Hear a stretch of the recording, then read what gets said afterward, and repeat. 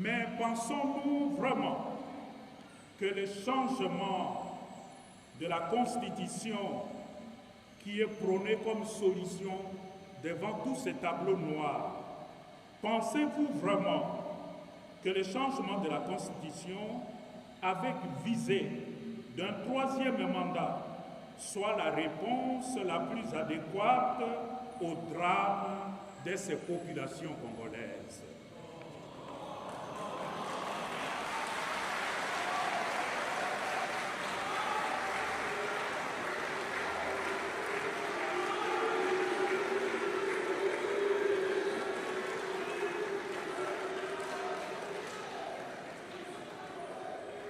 Face à la gravité de la situation actuelle,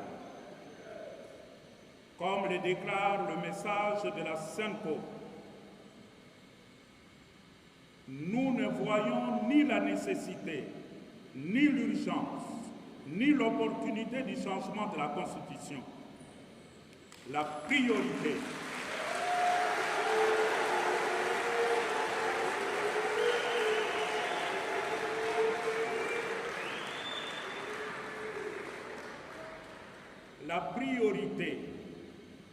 de la République démocratique du Congo aujourd'hui, c'est la paix. C'est le bien-être social du peuple congolais.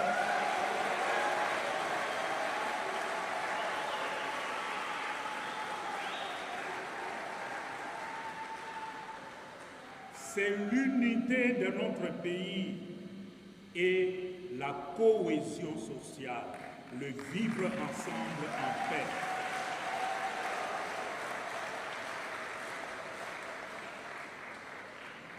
Oui, frères et sœurs, la priorité pour notre pays, c'est que les Congolais et Congolaises soient aujourd'hui debout, heureux, unis dans la paix. 66 ans après, il revient dès lors à la génération actuelle de dresser à nouveau le front courbé pendant cette misère noire, afin de prendre un nouvel élan pour la paix, pour l'unité, le développement et la cohésion sociale.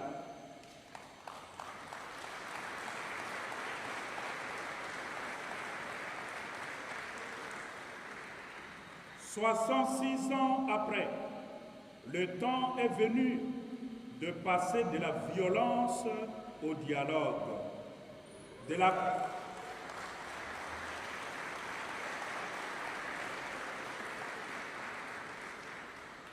la corruption à l'intégrité, du tribalisme à la vraie fraternité,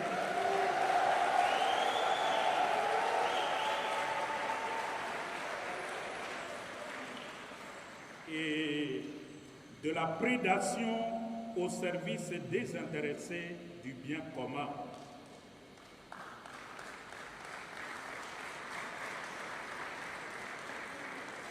Nous croyons que la solution commence par la conversion des cœurs. Le malheur de notre pays, c'est le cœur du peuple congolais. Nous avons un mauvais cœur. Tournons-nous vers le Seigneur et demandons-lui à changer nos cœurs, qu'il enlève de nos cœurs ces cœurs de pierre, insensibles à la misère d'autrui, et qu'il mette à la place un cœur de chair.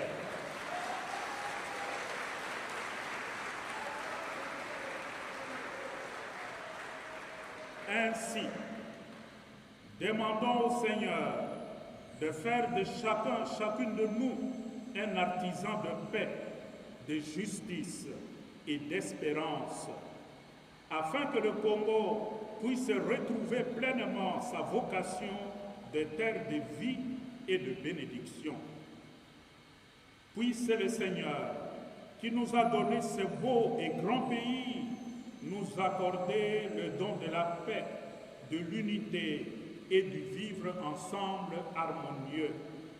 Voilà pourquoi la conférence épiscopale du Congo continue à travailler et s'engagera toujours pour créer les conditions d'un dialogue global, inclusif entre le peuple congolais.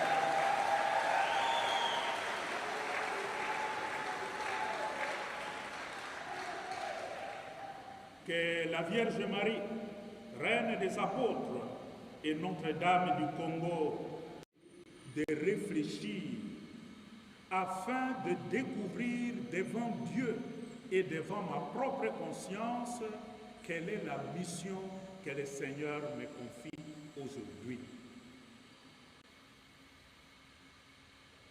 Dans l'évangile de Saint Matthieu, Jésus invite ses disciples à la prudence, à la douceur et à la persévérance au cœur des épreuves inhérentes à la mission. Chacune de nous a reçu une mission. Chacune de nous a été envoyé. Dieu t'envoie, mais Jésus ne trompe pas ses disciples. Il ne cache pas les difficultés de la mission. Il prévient ses disciples en disant: voici que moi, Jésus, je vous envoie comme des brebis au milieu de loups. Soyez donc prudents comme les serpents et candides comme les colombes.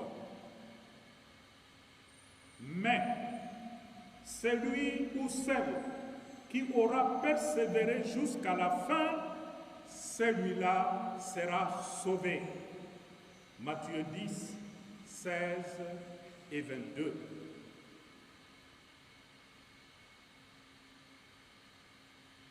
Les disciples du Christ est celui ou celle qui sait conjuguer prudence et douceur, courage et bonté, fermeté et dialogue, discernement et droiture du cœur. En d'autres termes, la mission chrétienne, la mission qui incombe à chaque disciple de Jésus-Christ ne s'accomplit ni par la force, ni par la violence, mais par le témoignage humble, mais courageux et confiant à travers ses actes, à travers son langage. Boboto. Mes chères sœurs Godwin, Judith, Marie-Claire, Solange et Sylvie, cette parole que nous venons d'entendre s'adresse aujourd'hui à chacune de vous de façon particulière. Vous êtes envoyés comme des agneaux dans un monde marqué par les divisions, les injustices, le mensonge et l'indifférence. Notre société, la société congolaise, se caractérise aujourd'hui par ses défauts, ses fléaux. Mais c'est là-dedans que le Seigneur vous envoie. Il ne vous envoie pas pour une autre société idéale, une société parfaite. C'est dans cette société, avec ses hauts et ses bas, avec tout ce qu'elle a de meilleur, mais aussi de médiocre. Le Seigneur vous y envoie pour faire rayonner la lumière du Christ. Vous travaillez déjà au milieu des populations qui souffrent, qui désespèrent. Alors, soyez compatissantes et proches de cette population qui souffre. En prononçant votre oui définitif, vous proclamez que le Christ est l'unique trésor qui mérite toute une vie. Fidèle au charisme de Saint Paul, votre saint patron, faites de moyens modernes de communication de véritables instruments d'évangélisation au service de la vérité, de la communion et de la paix. Tout le monde sait que votre charisme propre, c'est d'évangéliser à travers le moyen de communication. Et nous savons aussi ce qu'est devenu le moyen de communication dans notre monde d'aujourd'hui. L'utilisation parfois irresponsable de ces moyens de communication crée de tensions dans la communauté. Dès lors qu'on répand des mensonges, on répand la haine entre le peuple, on répand la division. Et aujourd'hui, avec le nouveau moyen de communication, les réseaux sociaux, on a tendance aujourd'hui dans notre pays à utiliser ces moyens pour insulter, pour disqualifier des gens et parfois pour raconter des choses qui ne tiennent pas debout. Voilà justement, c'est dans ce monde que le Seigneur vous envoie pour apporter la bonne parole, la bonne nouvelle, à évangéliser autour des vraies valeurs. Vivez avec joie et sans compromission les conseils évangéliques, en puisant chaque jour votre force dans la prière, dans la vie fraternelle communautaire et une charité humble qui rend crédible votre témoignage. Soyez donc de religieuses filles de Saint Paul, joyeuses, heureuses, surtout au sein de votre communauté, avant d'être une source de joie et de bonheur à l'extérieur. Commencez d'abord à vivre cette joie de l'Évangile au sein de votre propre famille religieuse. Mes chers diocésaines et diocésains, 66 ans d'indépendance.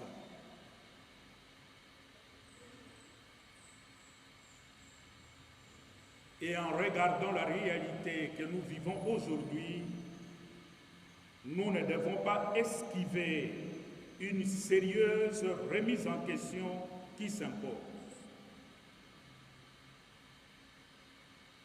Où en sommes-nous aujourd'hui, 66 ans après l'indépendance, par rapport aux idéaux de liberté, de justice, de paix, d'unité et de progrès proclamés au matin du 30 juin 1960.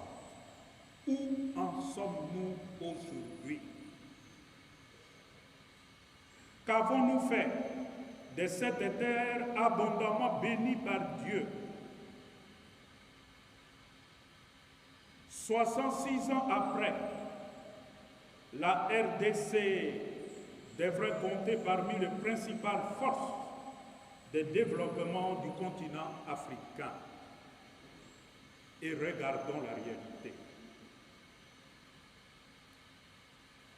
Le constat est sans appel.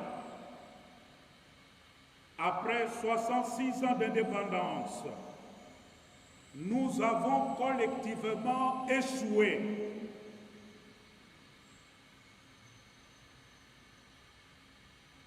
Et reconnaître cet échec est un signe d'honnêteté intellectuelle et spirituelle. Nous avons lamentablement échoué.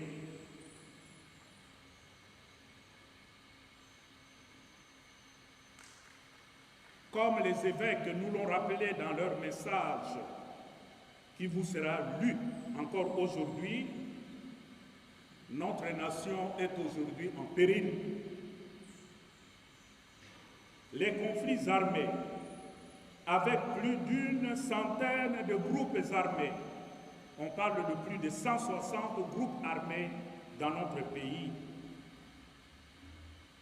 La présence de forces étrangères sur notre territoire. La misère indescriptible de notre population. Manque de nourriture, manque d'eau, manque d'électricité, manque d'accès aux soins médicaux de qualité, difficultés de circulation dans la ville de Kinshasa, etc.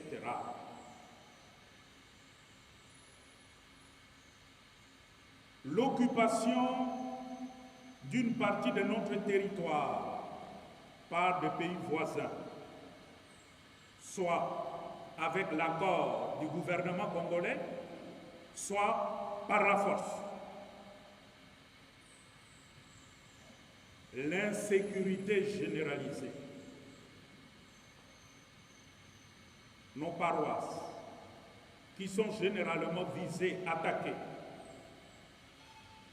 Et comme si tout cela ne suffisait pas, le retour pour la 17e fois dans notre pays de l'épidémie d'Ebola. On dirait que tous les malheurs du monde se sont donné rendez-vous dans notre pays.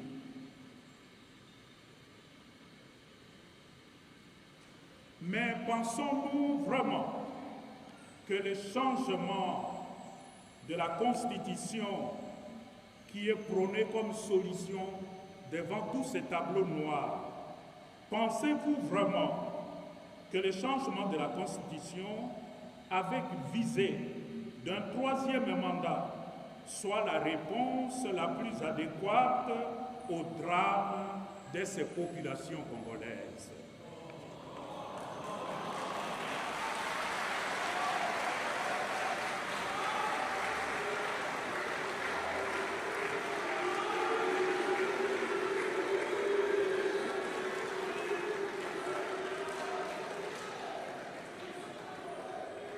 Face à la gravité de la situation actuelle,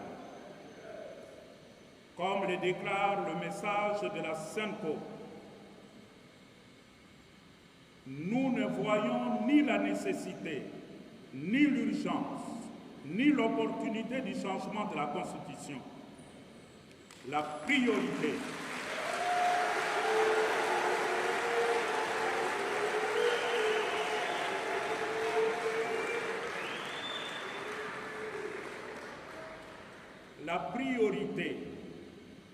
de la République démocratique du Congo aujourd'hui, c'est la paix. C'est le bien-être social du peuple congolais.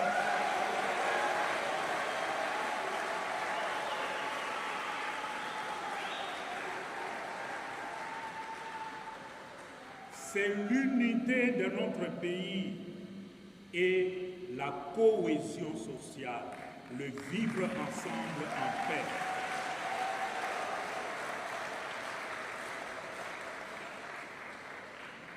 Oui, frères et sœurs, la priorité pour notre pays, c'est que les Congolais et Congolaises soient aujourd'hui debout, heureux, unis dans la paix. 66 ans après, il revient dès lors à la génération actuelle de dresser à nouveau le front courbé pendant cette misère noire, afin de prendre un nouvel élan pour la paix, pour l'unité, le développement et la cohésion sociale.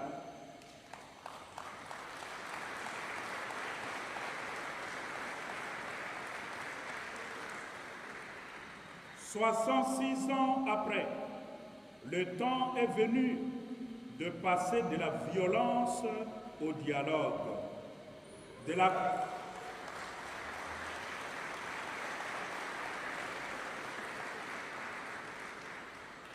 la corruption à l'intégrité, du tribalisme à la vraie fraternité,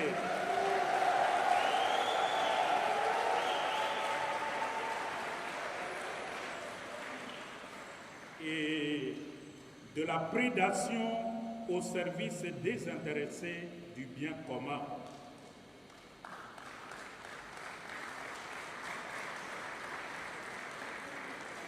Nous croyons que la solution commence par la conversion des cœurs. Le malheur de notre pays, c'est le cœur du peuple congolais. Nous avons un mauvais cœur. Tournons-nous vers le Seigneur et demandons-lui à changer nos cœurs, qu'il enlève de nos cœurs ces cœurs de pierre insensibles à la misère d'autrui et qu'il mette à la place un cœur de chair.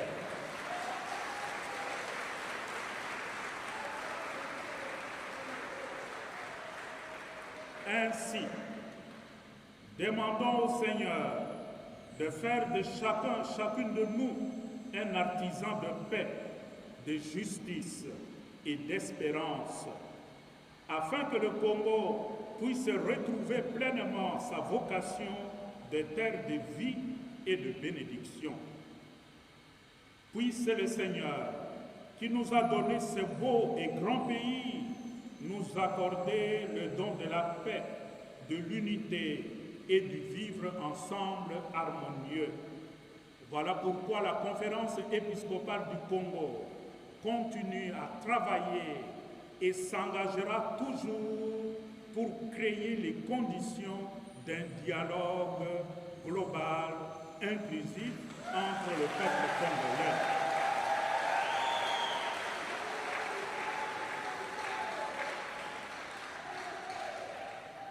Que la Vierge Marie, Reine des apôtres et Notre-Dame du Congo accompagnent nos religieuses, protègent notre archidiocèse et obtiennent à notre pays, la République démocratique du Congo, le don précieux de la paix, de l'unité et de la fraternité.